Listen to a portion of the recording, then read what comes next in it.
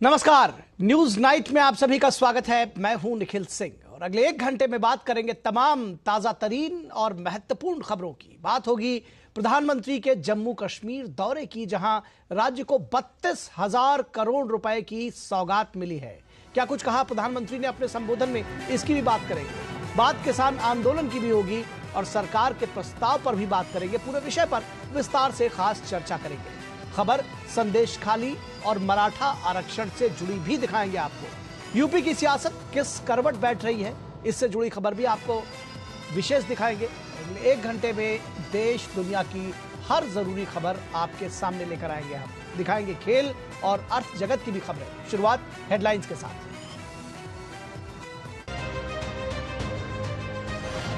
जम्मू कश्मीर को पीएम मोदी की सौगात, 32,000 करोड़ से अधिक की लागत की कई विकास परियोजनाओं का किया उद्घाटन, लोकार्पण और शिलान्यास। विकसित जम्मू कश्मीर का जताया संकल्प, कहा मैं ही पूरे करूंगा 70 साल से अधूरे आपके सपने।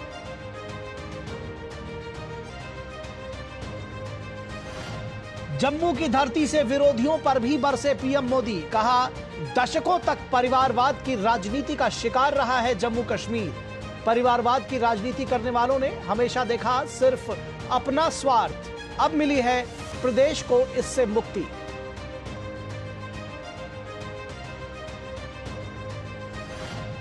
संदेश खाली पर जारी है घमासान, अदालत के हस्तक्षेप के बाद विपक्षी नेता शुवेंदु अधिकारी ने किया घटनास्थल का दौरा, दोषियों के खिलाफ की कड़ी कार्रवाई की मांग। अनुराग सिंह ठाकुर ने कहा बंगाल में महिलाएं सुरक्षित नहीं। महिला आयोग ने कहा राज्य के डीजीपी बेहद दबाव में।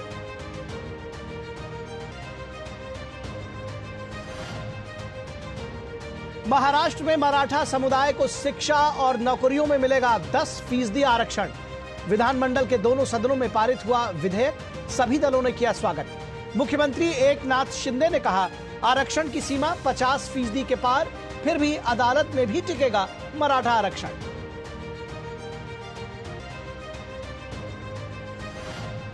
यूपी की सियासत में जारी है उठापटक। स्वामी प्रसाद मौर्य ने समाजवादी पार्टी के साथ ही विधान परिषद की सदस्यता से दिया इस्तीफा।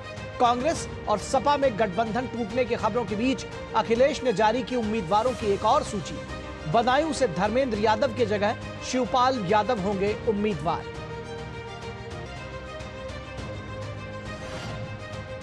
राजस्थान के दौरे पर पहुंचे गृह मंत्री अमित शाह, पार्टी की बैठकों के साथ ही प्रबुद्ध जन सम्मेलन में लिया हिस्सा। कार्यकर्ताओं को भी किया संबोधित, गिनाई मोदी सरकार की उपलब्धियां, दोहराया 400 पार का नारा।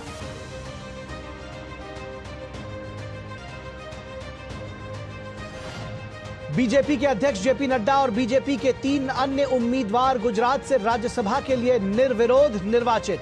केंद्रीय मंत्री एल मुरुगन मध्य प्रदेश से राज्यसभा के लिए निर्वाचित। बिहार से भी सभी 6 उम्मीदवारों को निर्विरोध निर्वाचन।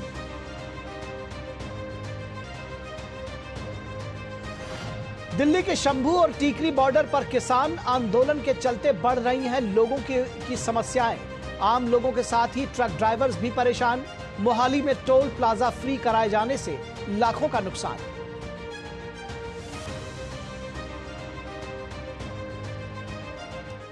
तो न्यूज नाइट में सबसे पहले बात करेंगे पीएम मोदी के जम्मू कश्मीर दौरे की। तो प्रधानमंत्री नरेंद्र मोदी ने जम्मू कश्मीर में 32,000 करोड़ रुपए से अधिक मूल्य की कई परियोजनाओं की सौगात देने के बाद लोगों को संबोधित भी किया। पीएम ने कहा कि सरकार ने जम्मू कश्मीर के विकास के लिए संकल्प लिया है और उसे वो जरूर पूरा करेंगे। उन्होंने जम्मू में common user facility petroleum depot की आधारशिला भी रखी। कार्यक्रम के दौरान पीएम मोदी ने जम्मू कश्मीर में भर्ती किए गए लगभग 1500 सरकारी कर्मचारियों को नियुक्ति पत्र वितरित किए।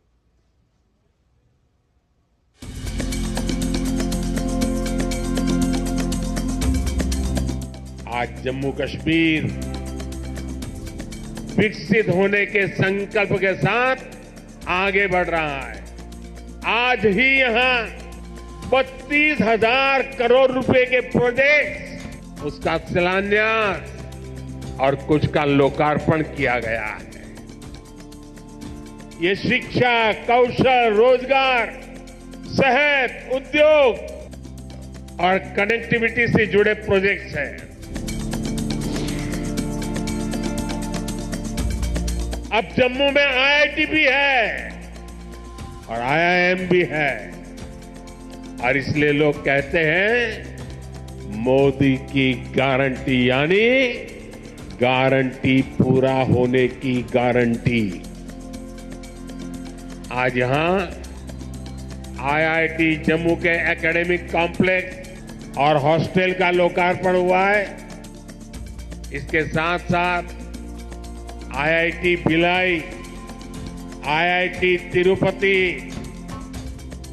Triple IT DM Kurnool, Indian institute of school Kanpur, Uttarakhand और त्रिपुरा में सेंट्रल संस्कृत यूनिवर्सिटी के परमानेंट कैंपस का भी लोकार्पण किया गया है। आज आईआईएम जम्मू के साथ साथ आईआईएम बोध गया बिहार में और आईआईएम विशाखापट्टनम कैंपस आंध्र में, उसका भी उद्घाटन यहीं से हुआ है। इसके अलावा आज NIT Delhi, NIT Arunachal Pradesh, NIT Durgapur, IIT Kharagpur, IIT Bombay, IIT Delhi, IISER Berhampur, triple IT Lucknow जैसे उच्च शिक्षा के आधुनिक संस्थानों में academic blocks, hostel, library, auditorium ऐसी कई सुविधाओं का भी लोकार्पण हुआ है।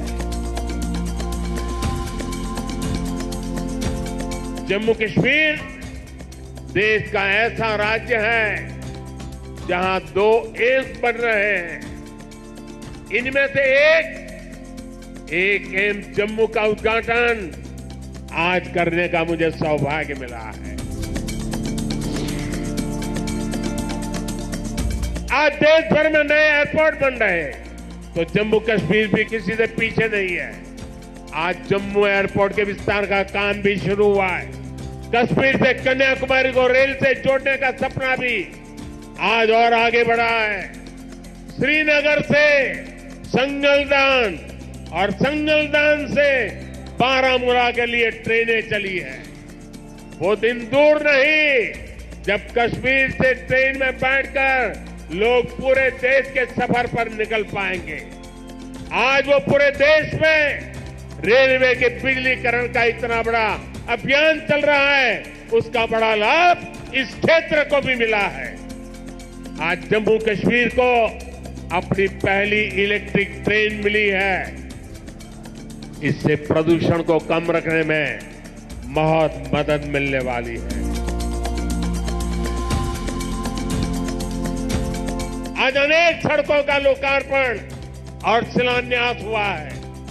इसमें श्रीनगर रिंग रोड का दूसरा चरण भी शामिल है। ये जब बनकर तैयार होगी तो मनसबल झील और खीर भवानी मंदिर आना, वहां जाना और आसान हो जाएगा। जब श्रीनगर बारामूला उरी ये हाईवे का काम पूरा होगा तो इससे किसानों और टूरिज्म सेक्टर को और ज्यादा लाभ होगा। दिल्ली अमृतसर कटरा एक्सप्रेस वे, इसके विस्तार से जम्मू और कटरा के बीच की सुविधा और बेहतर होगी। जब ये एक्सप्रेस वे बनकर तैयार होगा तो जम्मू और दिल्ली के बीच आना जाना बहुत आसान हो जाएगा।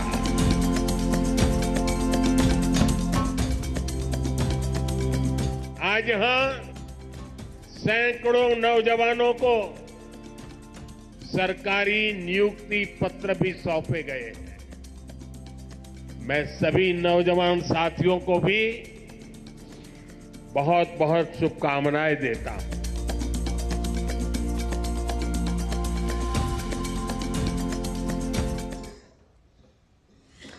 और जम्मू कश्मीर के दौरे पर प्रधानमंत्री नरेंद्र मोदी ने अपने 10 वर्षों के कार्यकाल के दौरान किए गए विकास कार्यों को एक एक कर गिनाया।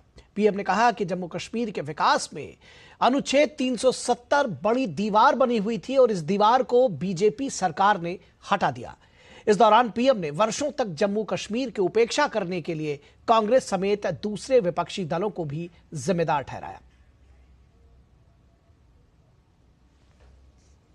भारत माता की, भारत माता की, भारत माता की। प्रधानमंत्री नरेंद्र मोदी ने जहां एक ओर जम्मू कश्मीर को विकास परियोजनाओं की सौगात दी, तो वहीं विपक्षी दलों पर राजनीतिक हमला भी बोला। उन्होंने कहा कि पहले जम्मू कश्मीर से सिर्फ निराशा की खबरें आती थीं और बम बंदूक अपहरण अलगाव ऐसी ही बातें जम्मू कश्मीर का दुर्भाग्य बन गई थीं। लेकिन आज जम्मू कश्मीर विकसित होने के संकल्प के साथ आगे बढ़ रहा है। उन्होंने कहा कि जम्मू कश्मीर दशकों तक परिवारवाद की राजनीति का शिकार रहा है। परिवारवाद की राजनीति करने वालों ने हमेशा सिर्फ अपना स्वार्थ देखा है। सिर्फ अपने परिवार की सोचने वाले लोग कभी आपके परिवार की चिंता नहीं करेंगे। मुझे संतोष है कि जम्मू कश्मीर को इस परिवारवादी राजनीति से मुक्ति मिल रही है।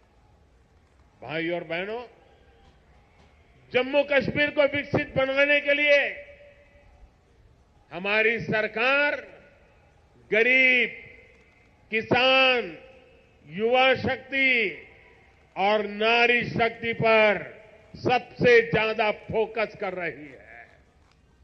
भारत के संविधान में जिस सामाजिक न्याय का भरोसा दिया गया है, वो भारत पहली बार जम्मू कश्मीर के सामान्य जन को भी मिल रहा है। फिर चाहे वो शरणार्थी परिवार हो, वाल्मीकि समुदाय हो या फिर सफाई कर्मचारी हो, सभी अब अपने लोकतांत्रिक हक का फायदा उठा रहे हैं।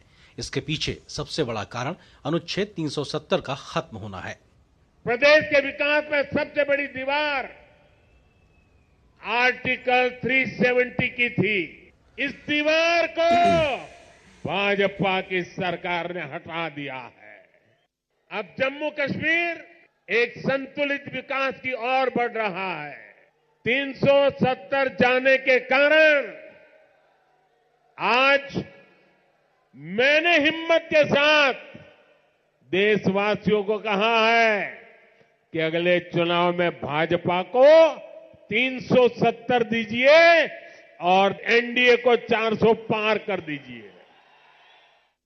प्रधानमंत्री ने कहा कि नया भारत अपनी वर्तमान पीढ़ी को आधुनिक शिक्षा देने के लिए ज्यादा से ज्यादा खर्च कर रहा है। बीते 10 साल में देश में रिकॉर्ड संख्या में स्कूल, कॉलेज और विश्वविद्यालय का निर्माण हुआ है। जम्मू कश्मीर में भी करीब 50 नए डिग्री कॉलेज स्थापित किए जा चुके हैं।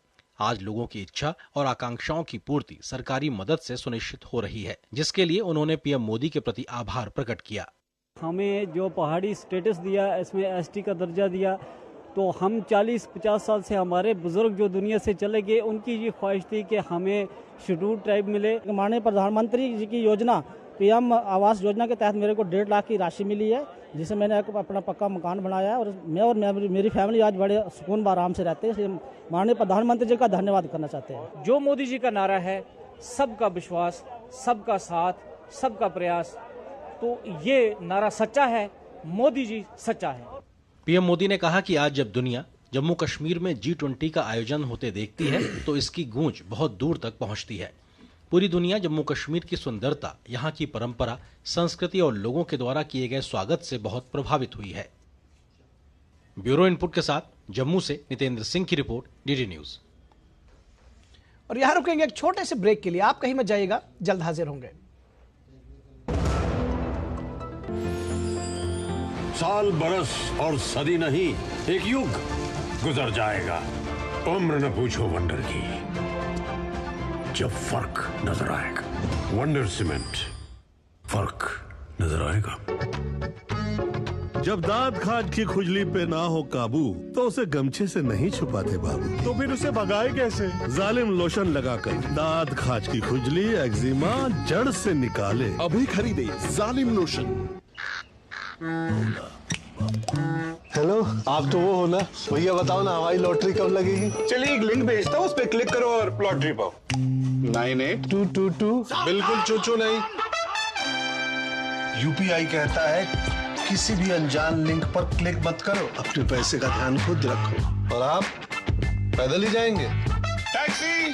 आप भी ये जानकारी शेयर करें और अपने आस पास के भोले को बचाएं।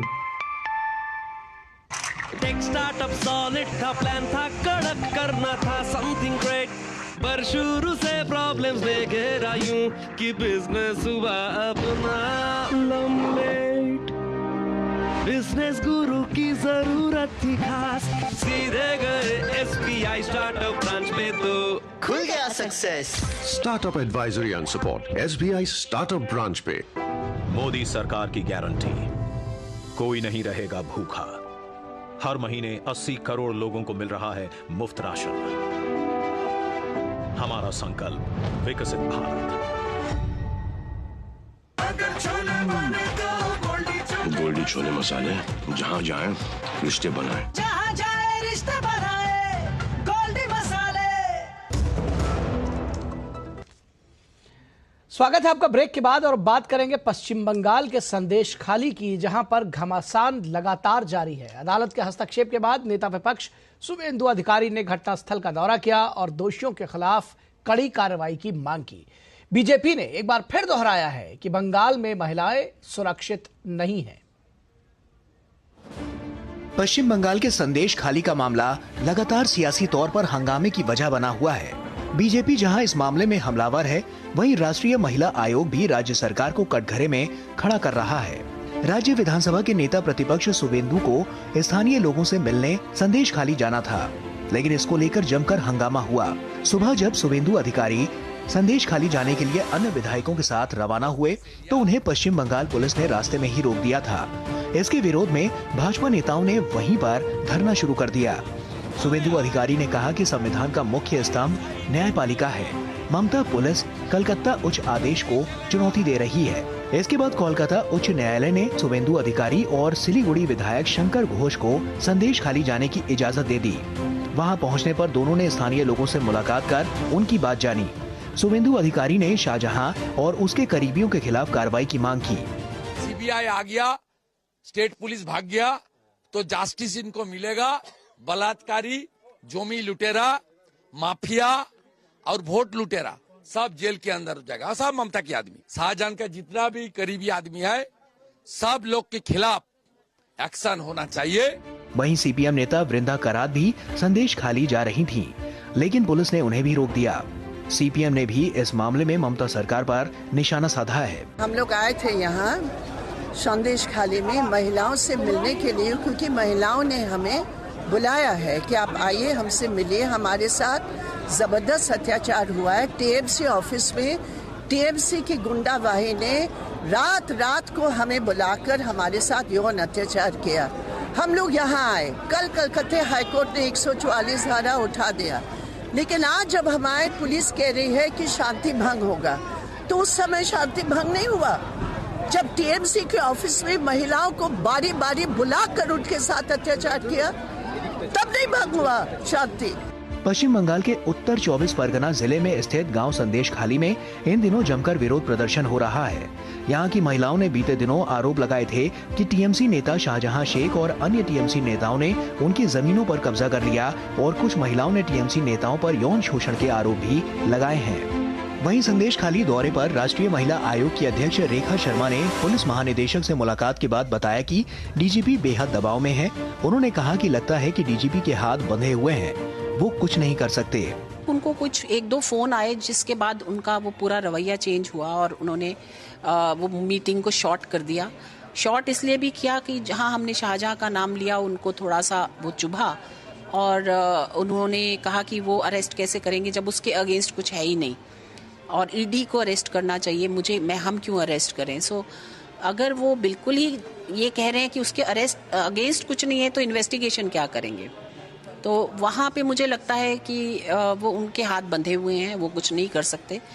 अगर उनको मीटिंग भी कट शॉर्ट करनी पड़ी तो आप सोच सकते हैं वो प्रेशर में है और अंडर प्रेशर वो कैसे काम करेंगे। इस बीच सिविल सोसाइटी के सदस्यों की एक उच्च स्तरीय समिति पश्चिम बंगाल का 24 और 25 फरवरी को दौरा करेगी। इस फैक्ट फाइंडिंग समिति में पूर्व जज, पूर्व ब्यूरोक्रेट, वरिष्ठ पत्रकार, वकील, मानव अधिकार कार्यकर्ता शामिल हैं, जो संदेश खाली का दौरा कर वहां के हालात का जायजा लेंगी। दौरे के बाद समिति द्वारा एक अंतिम रिपोर्ट तैयार की जाएगी और इसे भारत के संवैधानिक अधिकारियों को सौंपा जाएगा। उधर इस मामले की रिपोर्टिंग कर रहे एक पत्रकार की गिरफ्तारी के बाद ममता सरकार निशाने पर है। राज्य के राज्यपाल सीवी आनंद बोस ने भी इस गिरफ्तारी की निंदा की है। About the arrest of the journalist, I had given my opinion yesterday itself. I repeat it. I expect the government to take appropriate action effectively. There is no attempt at muzzling the press can be tolerated. गिरफ्तारी के विरोध में दिल्ली में भी प्रदर्शन हुआ, जिसमें तमाम पत्रकारों ने हिस्सा लिया। कोलकाता ब्यूरो के साथ ब्यूरो रिपोर्ट, टीडी न्यूज। और सूचना और प्रसारण मंत्री अनुराग सिंह ठाकुर ने संदेशखाली मामले में ममता सरकार पर हमला बोला है। अनुराग ठाकुर ने कहा कि संदेशखाली में घटने वाले मामले में पूरे देश और मानवता को शर्मसार किया है और ममता राज में यहां मीडिया और महिलाओं की आवाज दबाई जा रही है। ये संदेशखाली का संदेश आज पश्चिम बंगाल की गली गली जा रहा है कि महिलाएं सुरक्षित नहीं है। ये जो आवाजें दबाने का काम, मीडिया की आवाज को दबाने का काम ममता जी की सरकार कर रही है, मैं मुख्यमंत्री जी से कहना चाहता हूं, ये फ्रीडम ऑफ प्रेस, इसका गला घोंटने का काम मत कीजिए। आप कब तक मीडिया की आवाज को दबाएंगे? आप कब तक महिलाओं की आवाज को दबाएंगे? आपके राज में कब तक ये जुल्म होते रहेंगे?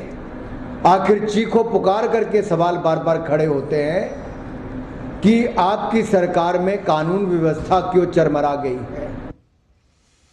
रुकेंगे एक छोटे से ब्रेक के लिए। ब्रेक के बाद जब वापस लौटेंगे तो बात करेंगे मराठा आरक्षण की और बात किसान आंदोलन की भी होगी। जल्द हाजिर होंगे। Come on boys, let's go practice. अरे रुक यार, मेरे बैंक अकाउंट में गलत एंट्री का प्रॉब्लम हो गया है। तो बैंक को कंप्लेन करना। बैंक को लिखे 1 महीना हो गया है, बट वो गूगली पे गूगली डाले जा रहे हैं। तो आरबीआई के लोकपाल को इन्फॉर्म करो। रुक, मैं समझाता हूँ। जैसे क्रिकेट में 3rd अंपायर, वैसे ही आरबीआई का ओम्बुड्समैन। आरबीआई कहता है अगर बैंक आपकी कंप्लेंट को 1 महीने में नहीं सुलझाता तो आप आरबीआई के कंप्लेंट मैनेजमेंट सिस्टम पर ऑनलाइन कंप्लेंट कर सकते हैं। ये आरबीआई का आसान तरीका है आपकी कंप्लेंट सुलझाने का, और वो भी फ्री। आरबीआई कहता है जानकार बनिए, सतर्क रहिए। ड्रीम कार है मेरी। म्यूचुअल फंड से इस ड्रीम को अपना गोल बना ले। तो पैसे नहीं यार मेरे पास। देख, लाइफ में तेरा जो भी गोल हो, बड़ा या छोटा, उसके लिए हर महीने अलग अलग एसआईपी में इन्वेस्ट कर। जितना बड़ा गोल उतना बड़ा अमाउंट और उतना ज्यादा टाइम। ये तो सही है। म्यूचुअल फंड निवेश बाजार जोखिमों के अधीन है। योजना से जुड़े सभी दस्तावेजों को ध्यान से पढ़ें। लाइफ में फाइनेंशियल आजादी के लिए एनपीएस जरूरी है। रिटायरमेंट में फाइनेंशियल आजादी रहे जारी, एनपीएस से आज ही करे तैयारी। एनपीएस जरूरी है। यारो, शादी तो मैं प्रीति से ही करूंगा। कॉलेज टॉप करके अच्छी सी नौकरी लूंगा, झट से प्रीति को प्रपोज कर दूंगा और फैमिली हॉलिडे स्पेन में। वाह यार, मैं तेरी प्लानिंग का बड़ा फैन। तू आज ही एसबीआई में अपना सेविंग्स अकाउंट ओपन कर ले और अपने स्पेन हॉलिडे की सेविंग शुरू कर। एसबीआई सेविंग्स अकाउंट के साथ पाइए सेफ, सिक्योर, कन्वीनियंट बैंकिंग और ग्रेट कस्टमर सर्विस। एसबीआई, देश का फैन। मोदी सरकार की गारंटी, सभी को मिल रही हैं सस्ती एवं अच्छी दवाएं, वो भी कम से कम 75% कम कीमतों पर। और अब देश भर में 25,000 जन औषधि केंद्रों के अभियान के तहत रोजगार के अवसर की भी गारंटी। केंद्र संचालकों को 5 लाख से 7 लाख रुपए तक की वित्तीय सहायता का भी प्रावधान। जन औषधि केंद्र खोलने के लिए ऑनलाइन आवेदन www.janaushadhi.gov.in पर आमंत्रित हैं।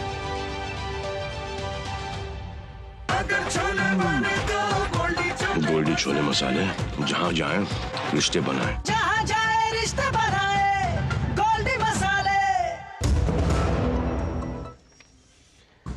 स्वागत है आपका ब्रेक के बाद। और महाराष्ट्र में मराठा समुदाय को शिक्षा और नौकरियों में 10% आरक्षण मिलेगा। यह बेहद महत्वपूर्ण खबर है और इससे जुड़ा विधेयक दरअसल आज महाराष्ट्र के विधानमंडल के दोनों सदनों में पारित हो गया।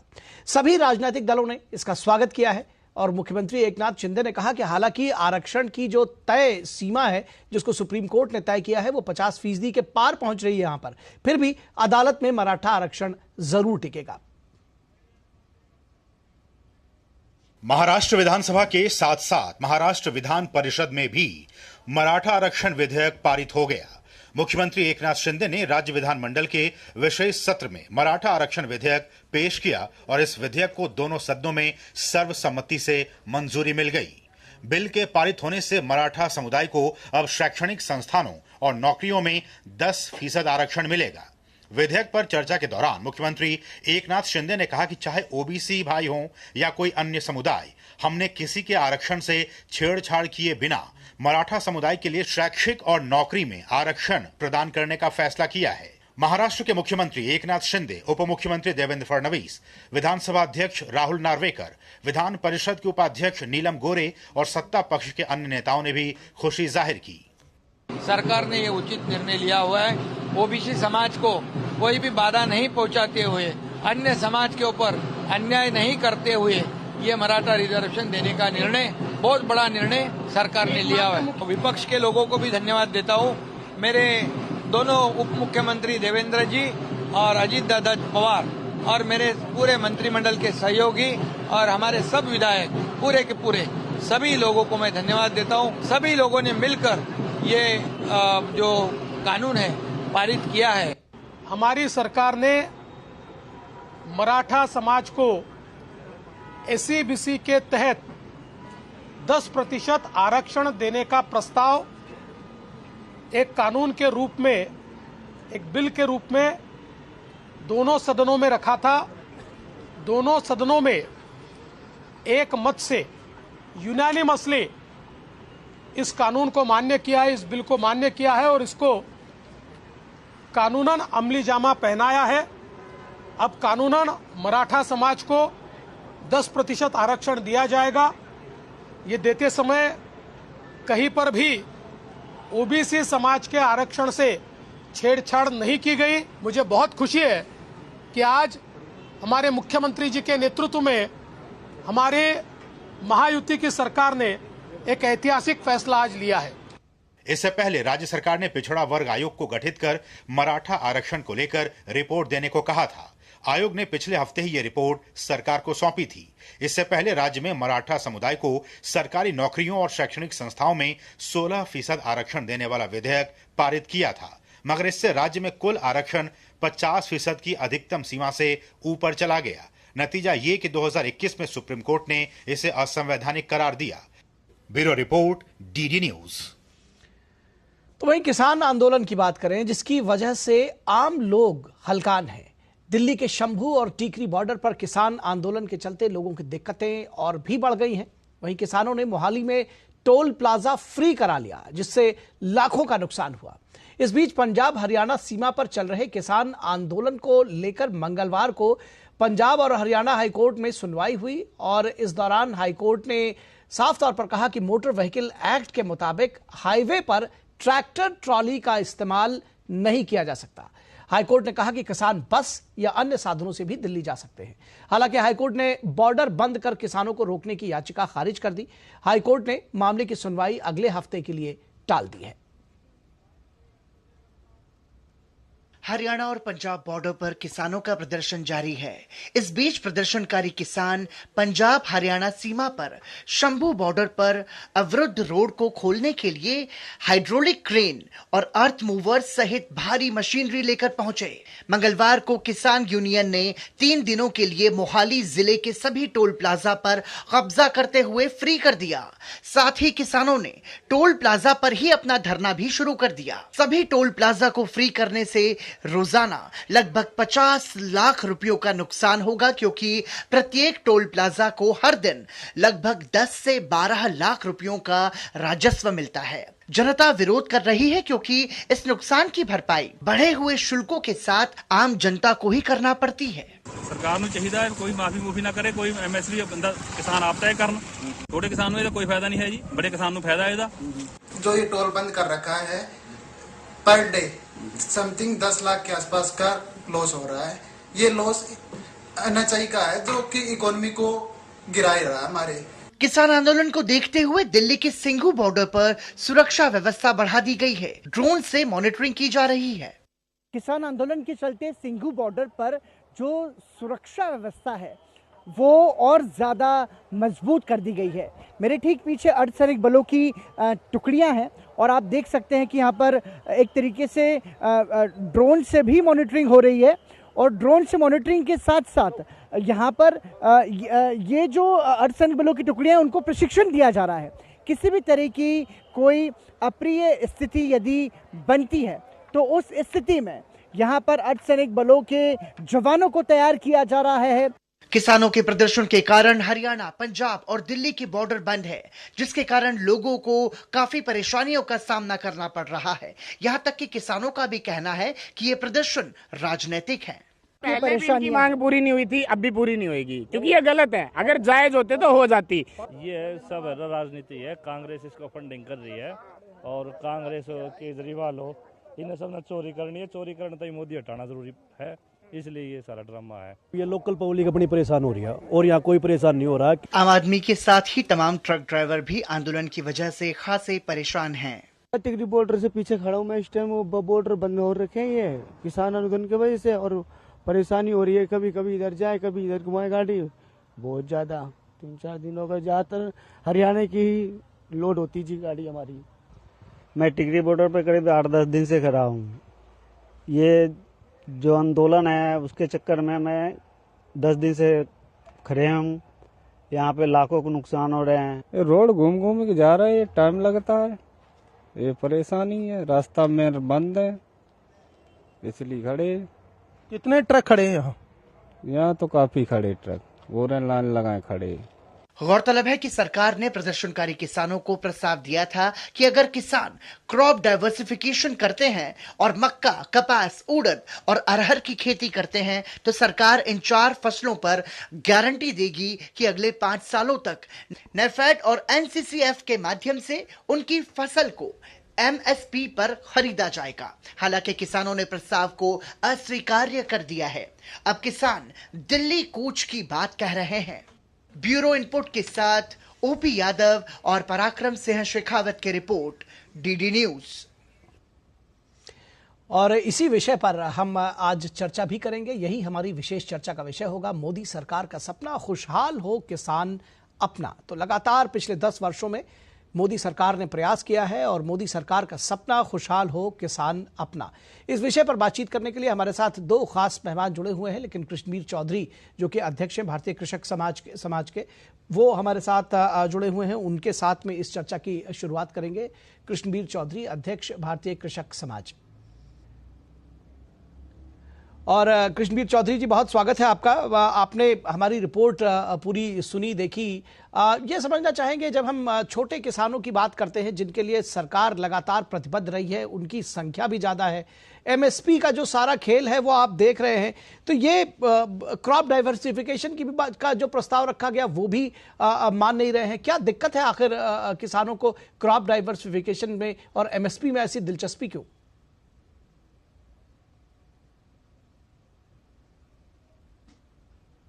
आप अपना इंस्ट्रूमेंट अनम्यूट कर लीजिए जी।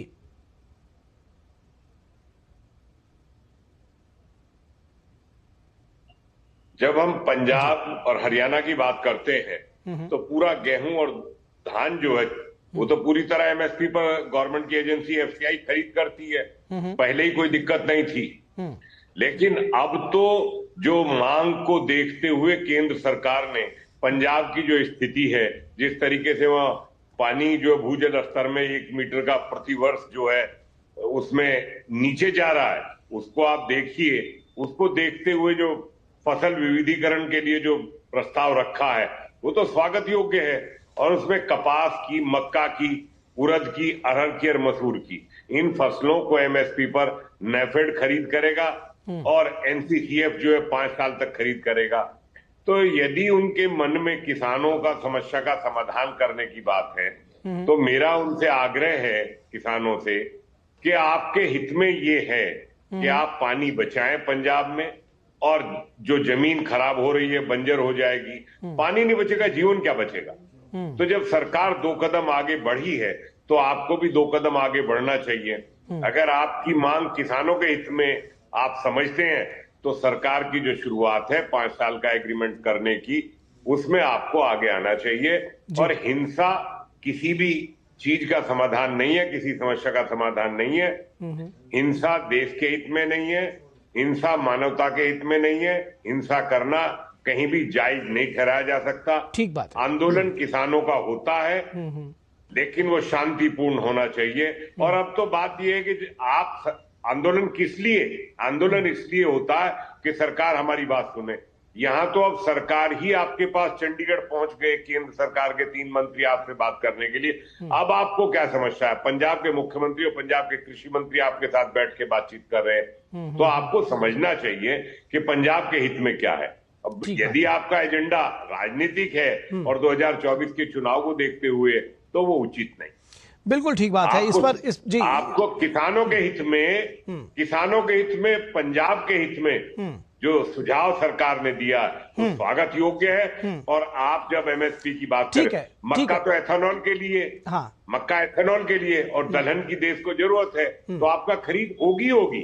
ठीक है, विजय सरदाना जी, जी विजय सरदाना जी, कपास के लिए कॉटन कॉर्पोरेशन ऑफ इंडिया खरीद करेगा। तो अब आपको ये देखना चाहिए कि समस्या का समाधान हो रहा है, सरकार समस्या का समाधान करने के लिए तत्पर है। ठीक है, और आप भी आगे बढ़िए। ठीक है कृष्णवीर जी, आपके पास वापस आएंगे। विजय सरदाना जी हमारे साथ एडवोकेट सुप्रीम कोर्ट और टेक्नो लीगल एक्सपर्ट हैं, वो हमारे साथ जुड़ गए हैं। स्वागत है विजय जी आपका। ये बात आपसे समझना चाहेंगे कि ये जो जैसे अभी कृष्णवीर जी ने कहा, ये प्रस्ताव कितना प्रैक्टिकल था आपको लगता है, और किसानों को मानना चाहिए था, किसानों के हित में, खेती के हित में, खासतौर पर जब हम पंजाब हरियाणा की बात करते हैं और जब हम ग्राउंड लेवल वाटर की बात करते हैं और तमाम सारी जो आप देख रहे हैं कि किस दिशा में खेती पंजाब की जा रही है, ऐसे में जो सरकार का प्रस्ताव था उसको मानने में हर्ज क्या था?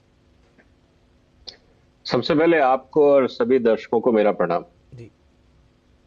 देखिए, पंजाब इकोनॉमिक सर्वे 2022-23 अगर सारे दर्शक देख रहे हैं इंटरनेट से उसको डाउनलोड कर सकते हैं। Punjab economic survey 2022-23 page number 209 बहुत क्लियरली पंजाब सरकार ने लिखा है कि future of agriculture where we have to focus crop diversification and move to allied sectors. बहुत क्लियरली पंजाब सरकार का इकोनॉमिक सर्वे वही बोल रहा है जो केंद्र सरकार ने प्रपोजल दिया है। लेकिन अब यही बात आती है राजनीति की, अगर हम लॉजिक पे बात नहीं करेंगे और राजनीति की बात करेंगे तो फिर कोई जस्टिफिकेशन नहीं है, फिर कोई आर्ग्यूमेंट नहीं बचता है, क्योंकि मैंने तो सोच रखा है कि मुझे आपकी बात सुननी ही नहीं है। दूसरी बात, भारत का संविधान ये कहता है कि भाई भारत में सब बराबर हैं। आप कहते हो कि हम 23 फसलों पे जो एमएसपी आप दे रहे हो उसकी गारंटी कर दो, क्योंकि बाकी क्या किसान नहीं है। अब सवाल इस बात का है कि अगर सरकार ने 23 फसलों पे एमएसपी की कैलकुलेशन करी है और हर साल कर रही है, जिसका कोई लॉजिक भी नहीं है, जो तरीका सरकार ने अपनाया है, मेरा उससे बहुत क्लियर इकोनॉमिक और साइंटिफिक डिफरेंस है, उसका कोई जस्टिफिकेशन नहीं है आज। क्योंकि एमएसपी हमेशा शॉर्टेज इकोनॉमी का फॉर्मूला होता है, कभी भी सरप्लस इकोनॉमी में एमएसपी नहीं चलता है। एमएसपी एक इंसेंटिव दिया जाता है कि कोई फसल अगर आपको चाहिए और किसान उसको नहीं उगाना चाह रहा है तो आप उसको इंसेंटिव दो कि हम खरीदेंगे और आप उगाइए। जब किसान ऑलरेडी उगा रहा है अपने मनपसंद से, अपने हिसाब से, आप ना तो सरकार से पूछ रहे हो ना कंज्यूमर से, आपको जो अच्छा लगता है आप कर रहे हो, तो बाजार में बेचने की जिम्मेवारी भी आप ही की है। इसीलिए ओपन मार्केट की बात है। लेकिन मजे की बात क्या है, ये पूरी की पूरी डिमांड ऐसी लगती है कि भारत को और खासकर पंजाब को कम्युनिस्ट पार्टी ने कम्युनिज्म की लेबोरेटरी बनाया है। आप इनकी सारी डिमांड देखिए, सारा फोकस है भारत सरकार के टैक्स पेयर के रेवेन्यू पे किस तरह से हाथ डाला जाए। सरकार खरीदे, सरकार बेचे, सरकार पैसा दे, सरकार एफसीआई जैसी 50 संस्थाएं और बनाए, सारा काम सरकार करे। एक भी डिमांड ऐसी नहीं है कि हमें कंज्यूमर अगर 50 रुपए देता है, हमें 5 रुपए मिलता है, बीच का पैसा कहां जाता है, इस पे सरकार कानून बनाए ताकि किसान को उसका हक मिले। जी, तो विजय सरदाना जी, किसान जो है वो तो कह रहे हैं कि सारी फसलों पर हमको एमएसपी चाहिए, तो ये कितना इम्प्रैक्टिकल है, ये कैसे संभव है? देखिए, मैं तो शुरू में ही कह दिया ना कि सरकार कैसे खरीदेगी। सरकार का जो टोटल टैक्स रेवेन्यू है वो है करीब 27 लाख रुपए, अगर आप बजट उठा के देखें 27 लाख करोड़ रुपए जी, ठीक है। भारत सरकार या भारत में जितना एग्रीकल्चर प्रोडक्शन होता है उसकी अगर आप वैल्यू निकालें तो होती है 40 लाख करोड़ जी। अब लोगों का यह कहना है कि साहब सारी चीजें सरकार को हम कब कह रहे हैं खरीदने के लिए, किसान नेताओं का यह कहना है कि बस आप तो गारंटी दे दो लेकिन खरीदो या मत खरीदो उसका कोई मतलब नहीं है। तो वो तो आज भी हो रहा है, सरकार आपको एमएसपी दे रही है, नहीं खरीद रही, तो फर्क क्या हुआ? फर्क तो सरकार ये कहना चाह रहे हैं किसान नेता कि अगर एमएसपी पे या किसी कारण से उनका माल नहीं बिकता है तो सरकार खरीदे। अब उसका मैं एक उदाहरण आपके सामने रखता हूं जी। गेहूं और चावल दोनों मिला के पिछले साल हमने करीब 247 मिलियन टन पैदा किया, ठीक है। हिंदुस्तान की टोटल खपत है 217 मिलियन टन जी। अब 30 मिलियन टन तो बच गया सरप्लस जो किसी को नहीं चाहिए। अब ये 30 मिलियन टन कौन रखेगा? क्या किसान अपने घर में रखेगा? तो किसान कहेगा जी सरकार नहीं खरीद रही, सरकार ने गारंटी दी। सरकार अगर खरीदेगी तो उसके लिए कम से कम आपको 65 से 70 हजार करोड़ रुपए चाहिए, और उस फसल के लिए जिसकी डिमांड नहीं है, क्योंकि जितनी डिमांड थी वो 217 मिलियन टन में पूरी हो गई। ये तो 30 मिलियन टन वो है जो सरप्लस है, और ये सरप्लस सरकार 70 हजार करोड़ रुपए लगा के उस पे वेयर हाउस करके दुनिया भर के खर्चे करके गोडाउन में डाल दे जिसकी कहीं रिक्वायरमेंट नहीं है। फिर अब ये कहेंगे एक्सपोर्ट। इंटरनेशनल मार्केट में हमेशा जो हमारी एमएसपी होती है उससे नीचे प्राइस होता है। आप यूक्रेन का वॉर एक साल का छोड़ दीजिए जी, मैं आपको एक और लाइव एग्जांपल देता हूं। 2010 में मक्का और भारत का एमएसपी और इंटरनेशनल प्राइस, मक्के की मैं बात कर रहा हूं जी, दोनों 850 रुपए क्विंटल थे, ठीक है। 2019 में अंतरराष्ट्रीय बाजार था 1400 रुपए और डोमेस्टिक मार्केट था 2200 रुपए। हिंदुस्तान का ही मुर्गी का किसान भारत सरकार के पास गया कि साहब 2200 रुपए बहुत महंगा हो गया है, हम अफोर्ड नहीं कर सकते, हमें आयात करने दो। मक्के का किसान तो कह रहा है कि मेरे को और रेट दे दो। मुर्गी का किसान कह रहा है मैं मर गया, मैं ये रेट नहीं दे सकता, क्योंकि अगर मैं इस रेट पे मुर्गी का दाना खिलाऊंगा तो बाजार में कस्टमर नहीं है इस महंगा चिकन खरीदने के लिए, और अंतरराष्ट्रीय मार्केट से चिकन भारत में आएगा तो पहले मुर्गी का व्यापार खत्म होगा। 70% मक्का मुर्गी में जाता है, जब मुर्गी नहीं बचेगी तो मक्का कैसे बचेगा? ये जो इंटरकनेक्टेड चीजें हैं ये किसान नेता नहीं समझना चाह रहे हैं। इसीलिए मैं कह रहा हूं कि शायद इसके पीछे कम्युनिस्ट एजेंडा है। हिंदुस्तान में एक कम्युनिज्म लाने की कोशिश है कि सरकार को उलझाओ, सरकार ही खरीदे, सरकार ही बेचे, सरकार ही पैसा लगाए, प्राइवेट सेक्टर या प्राइवेट ट्रेड को बाहर निकालो ताकि भारत आगे तरक्की ना कर सके, और शायद चाइना या बाकी जो कम्युनिस्ट देश हैं उनका एजेंडा सॉल्व हो जाए। मुझे लगता है इसमें एक बड़ी लंबी साजिश है और किसान नेता इनको समझ नहीं पा रहे। ठीक बात है। और जैसा कि आपने कहा कि अगर दिमाग खुले हो और अगर किसी हल पर पहुंचना हो तब तो पहुंचा जा सकता है। जैसे कहा जाता है ना कि सोते हुए व्यक्ति को जगाया जा सकता है, जागे हुए व्यक्ति को नहीं जगाया जा सकता। तो ये स्थिति हो रही। कृष्णवीर जी, इस चर्चा में आपने देखा कि जो छोटे किसान हैं एमएसपी की जरूरत उनको बहुत ज्यादा नहीं है, और जो बहुसंख्यक जो बड़ी संख्या है जो कहते हैं कि भाई 5 एकड़ से कम जोत वाले किसान जो है उनकी संख्या 90% से ज्यादा है। तो ये किस तरह से पूरा छोटे किसानों के लिए, एक तो अब तक पिछले कुछ वर्षों में सरकार ने क्या कुछ किया है ये भी हम समझना चाहेंगे किसान के तौर पर, आप ये हमारे दर्शकों को बताएं। और दूसरी चीज ये भी कि ये जो पूरा आंदोलन है किस तरह से छोटे किसानों के लिए ये हानिकारक है। देखिए, इस देश में 86% किसान जो है वो छोटा है जी, ये सब सच्चाई है, इसमें कोई दो राय नहीं। और वो जो पैदा करता है उसकी जोत छोटी है, कुछ तो अपने परिवार के लिए करता है, और जो थोड़ा बहुत बचता है उसको वो स्थानीय स्तर पर ही बेच देता है। और जो खरीदार हैं वो स्थानीय दुकानदार हैं या बाहर से जाने वाले व्यापारी हैं जो वहां जाते हैं गांव में और उनको खरीदते हैं उनके सामान। उसमें उनका शोषण करा जाता है, बहुत खुले तरीके से शोषण होता है। और वही लोग जो है मंडियों में लाके फिर बेचते हैं। ठीक है, ये सच्चाई है। और आधे से ज्यादा सामान जो है वो गांव में ही वहीं बिक जाता है, क्योंकि उसके पास तो ऐसी स्थिति नहीं है। वो ट्रॉली भर के कहां से लाएगा, उसके पास इतना माल ही पैदा नहीं होता है, वो कहां ले जाएगा, कोई मतलब नहीं है। तो सबसे पहले समझने की बात ये है कि उस गरीब के लिए कोई नहीं सोचता, और सब बड़े पैसे वालों के लिए अगर सोचते हैं। एमएसपी का लाभ प्रधानमंत्री जी ने जो कमेटी बनाई उसमें साफ लिखा है कि गरीब किसानों को कैसे पारदर्शिता हो और न्यूनतम समर्थन मूल्य का लाभ ज्यादा से ज्यादा उन गरीब किसानों को कैसे मिले, इस पर बात करने की आवश्यकता। उसके लिए जो फार्मर प्रोड्यूसर ऑर्गेनाइजेशन और पैक्स की योजना को शुरुआत बड़े पैमाने पे की गई है, और गोडाउन के लिए पैक्स को कहा गया, प्राइमरी एग्रीकल्चर कोऑपरेटिव सोसाइटी को, कि आप अपना गोडाउन होगा तभी तो माल खरीदेंगे। और एफपीओ को भी कहा गया कि आप एमएसपी पर खरीद करें, जिससे जो गरीब किसान है उसको बचाने की योजना पर काम करें। मेरा सवाल ये है कि आप क्या चाहते हैं देश में? आप शांति के बिना देश का विकास संभव नहीं है।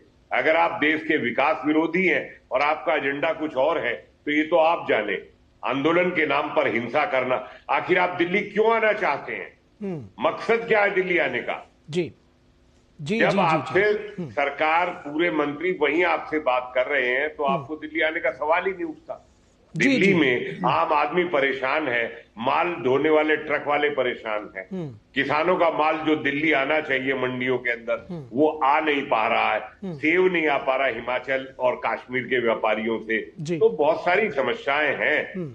और अब अगर इनका कोई ऐसा एजेंडा नहीं है और इनका मन साफ है तो इनको अपनी सोच में सुधार करना होगा। पंजाब के हित में आपको फसलों को बदलना होगा और उसमें जो सरकार गारंटी दे रही है उसको समझना होगा। ठीक है, यदि आपका एजेंडा कम्युनिस्ट का है तो वो पूरा देश देख लेगा। बिल्कुल, वो पूरा देश देख रहा है। और जैसा कि विजय सरदाना जी ने कहा कि भाई जो उसके जो इफेक्ट्स हैं वो सारी जनता बहुत सयानी है, सब उसको देख रहे हैं।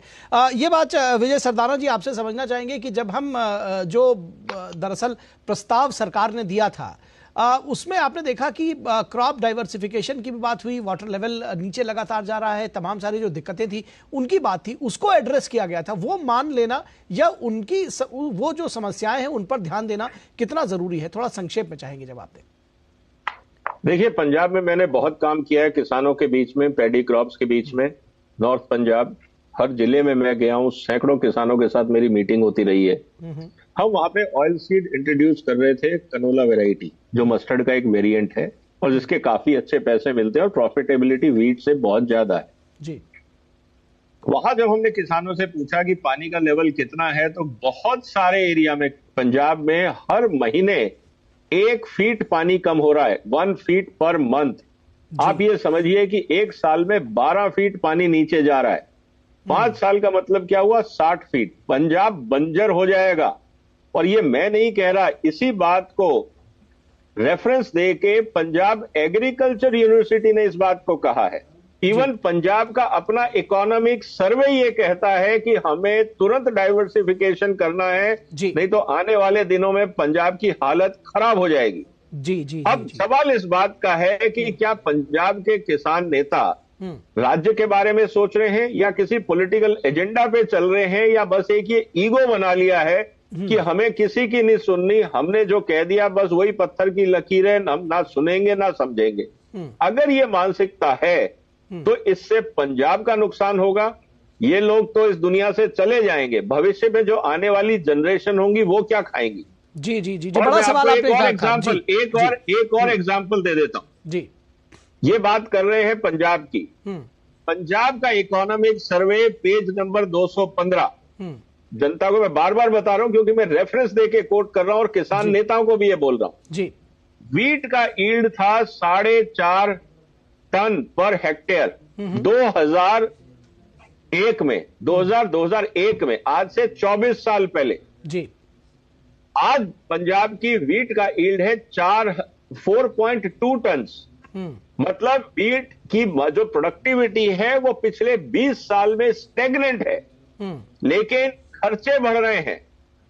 सवाल इस बात का है कि एक भी किसान नेता ये डिमांड नहीं कर रहा है कि हमें बेहतर टेक्नोलॉजी दो या हमें एक ऐसी क्रॉप दो जिससे हम अपनी जमीन को बचा सके, पानी को बचा सके। दरअसल जो बात आपने कही, क्योंकि उसके पीछे की सोच वो नहीं है जो आपने कहा कि दरअसल उस विषय में सोच ही नहीं रहे हैं, और जो एक ईगो की लड़ाई है और ये इस बात की लड़ाई है कहीं और से ड्रिवन है दरअसल, जैसा कि कृष्णबीर जी ने भी कहा, आपने भी कहा, तो फिर वो मुद्दा वहां जाकर अटक जाता है। और सभी किसान नेताओं को और किसानों को जो इस आंदोलन में शामिल है उनको जरूर सोचना चाहिए, जैसा कि विजय जी ने कहा कि आने वाली जो नस्लें हैं वो प्रभावित होंगी इस आंदोलन से, वो प्रभावित होंगी आगे किस तरह से पंजाब हो या दूसरे जो राज्य हो वो किस तरह से खेती किसानी आगे कैसे बढ़ सकेगी। हम उन सबको अंधकार में ढकेल रहे हैं। बहुत शुक्रिया विजय जी आपका और कृष्णबीर जी आपका हमारे साथ इस चर्चा में जुड़ने के लिए।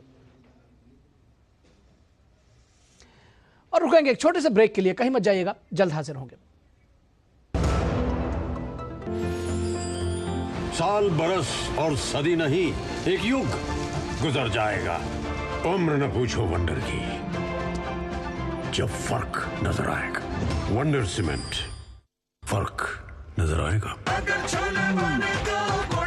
गोल्डी छोले मसाले, जहाँ जाए रिश्ते बनाए, जहाँ जाए रिश्ते बनाए, गोल्डी मसाले। टेक स्टार्टअप सॉलिड था, प्लान था कड़क, करना था समथिंग ग्रेट, पर शुरू से प्रॉब्लम्स ने घेरा यूं कि बिजनेस हुआ अपना लम्बेट। बिजनेस गुरु की जरूरत थी खास, सीधे गए SBI स्टार्टअप ब्रांच पे तो खुल गया success. Startup advisory and support SBI startup branch पे। लाइफ में फाइनेंशियल आजादी के लिए NPS जरूरी है। रिटायरमेंट में फाइनेंशियल आजादी रहे जारी, NPS से आज ही करे तैयारी। NPS जरूरी है। जब दांत खाज की खुजली पे ना हो काबू तो उसे गमछे से नहीं छुपाते बाबू, तो फिर उसे भगाए कैसे? जालिम लोशन लगाकर दांत खाज की खुजली, एक्जिमा जड़ से निकाले। अभी खरीदे Zalim lotion. Hello Sheela this side. आपकी कंपनी से फोन लिया था, ये ऑन नहीं हो रहा। गलती से मिस्टेक। आप एक काम कीजिए, अपना अकाउंट नंबर भेजिए, पैसा आपके अकाउंट में रिफंड हो जाएगा। अभी भेजता हूँ सिस्टर। भाई साहब UPI कहता है किसी भी कंपनी से संपर्क करना हो तो उनके आधिकारिक वेबसाइट पे जाइए और करिए। अपने पैसों का ख्याल खुद रखिए, इनका मैं रखता हूँ। लाओ फोन रख वरना आंखें निकाल कर। आप भी ये जानकारी शेयर करें और अपने आस पास के भोले को बचाएं।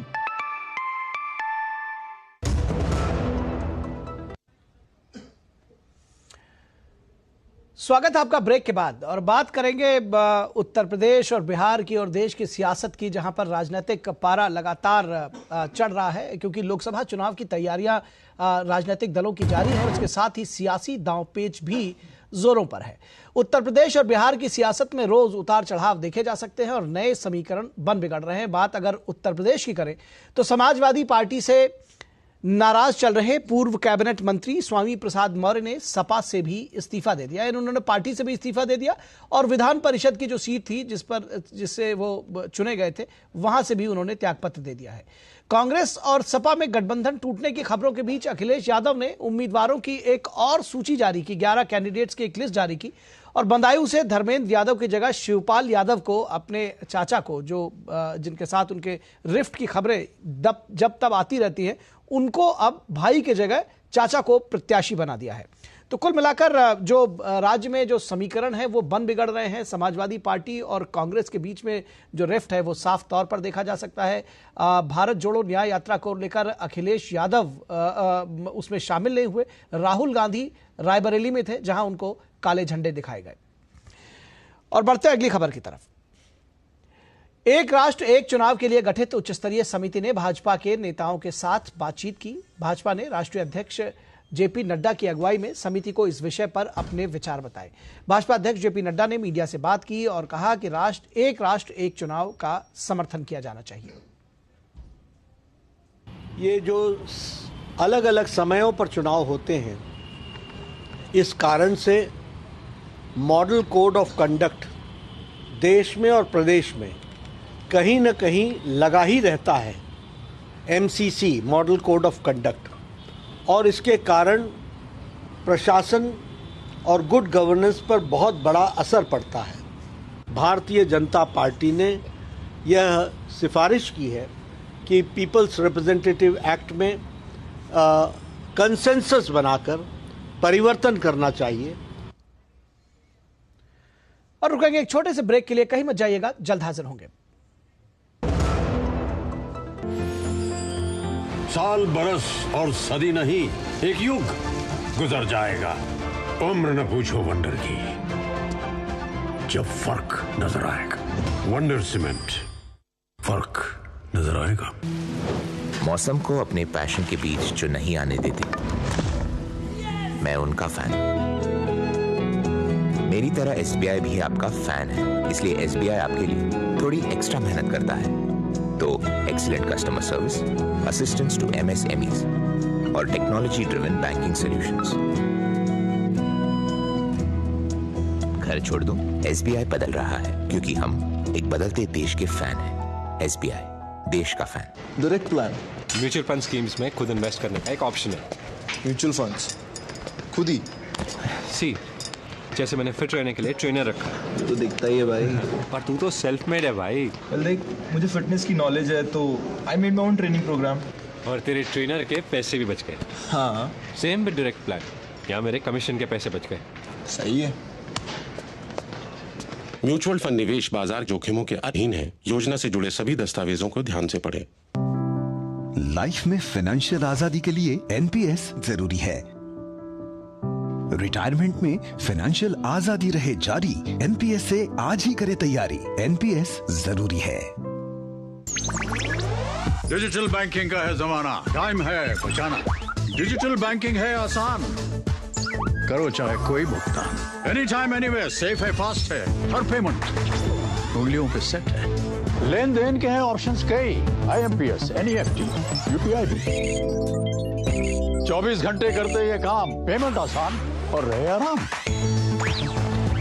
RBI कहता है जानकार बनिए, सतर्क रहिए।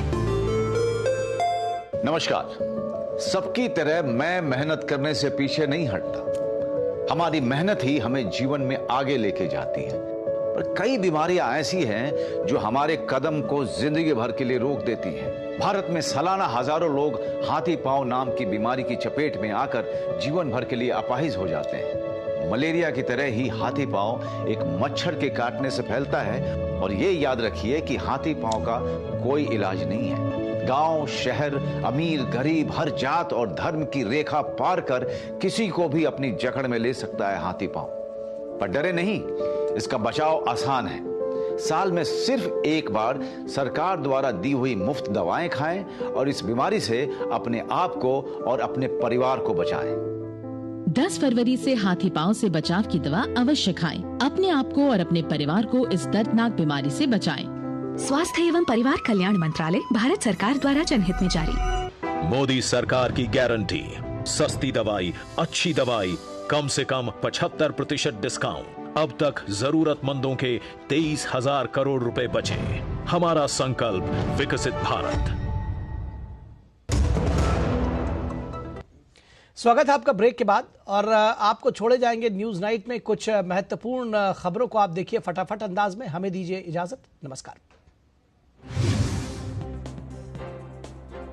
विदेश मंत्री डॉक्टर एस जयशंकर ने आज India Europe business and sustainability conclave को संबोधित किया। विदेश मंत्री ने अपने संबोधन में कहा कि यूरोप के साथ भारत का रिश्ता केवल महाद्वीप और संघ तक नहीं है। हमने यूरोपीय देशों के छोटे समूहों के साथ भी काम किया है। भारत जल्द ही दुनिया की तीसरी सबसे बड़ी अर्थव्यवस्था बन जाएगा। भाजपा प्रमुख जेपी नड्डा और पार्टी के 3 अन्य उम्मीदवार गोविंद भाई ढोलकिया, जसवंत सिंह परमार और मयंक नायक को गुजरात से राज्यसभा के लिए निर्विरोध चुना गया है। राज्यसभा की 4 सीटें खाली थीं, वहीं केंद्रीय मंत्री अश्विनी वैष्णव भी ओडिशा से निर्विरोध राज्यसभा के लिए चुने गए हैं। उन्हें जीत का प्रमाण पत्र प्रदान किया गया। भारतीय जनता पार्टी के नवनिर्वाचित राज्यसभा सांसद एल मुरुगन, माया नरोलिया और बंशीलाल गुर्जर ने मध्य प्रदेश विधानसभा पहुंचकर निर्वाचन पदाधिकारी से राज्यसभा सांसद का प्रमाण पत्र प्राप्त किया।